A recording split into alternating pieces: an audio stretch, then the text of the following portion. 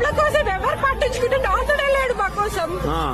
ఏం మరి ఇప్పుడు చేయాలో అర్థం కాక ఇక్కడ వరకు వస్తే వాళ్ళు ఎట్లా మాట్లాడుతున్నారు తీవ్రవాదులమ్మా సార్. మేమేమో చదువుకునే కదా రోడ్ల మీదకి వచ్చినాం. కనిపిస్తుంది కదా వాళ్ళకి 5 నెలల నుంచి ఎక్కడో కుమారి ఆంటీ గురించి దగ్గరికి పోయి మాట్లాడతారు. మేము 5 నెలల నుంచి తెలంగాణ బిడ్డలో తిరుగుతున్నా కనిపిస్తలేదు ఆయనకి. రేవంత్ అన్న నేను మీతోనే ఉంటాను అన్నారు కదా సార్. ఏమైంది సార్ ఇదంతా? 5 నెలల నుంచి తిరుగుతున్నాం సార్. మానసిక క్షోభకి గురవుతున్నాం మేము. అది ఎవరికి పట్టట్లేదు అసలు.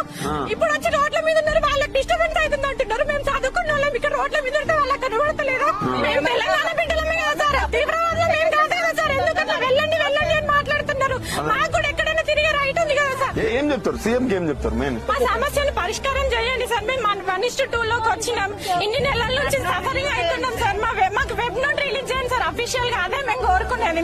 మీకు వ్యతిరేకం అసలే కాదు సార్. మేము మీకు ఓట్లేసి నేను కాంగ్రెస్ గవర్నమెంట్ ఓట్లేసి ఆయన గెలిపించుకున్నాం సార్. మాకు మంచి చేస్తాడు అనేసి ఇప్పుడు ఇంత రోడ్ల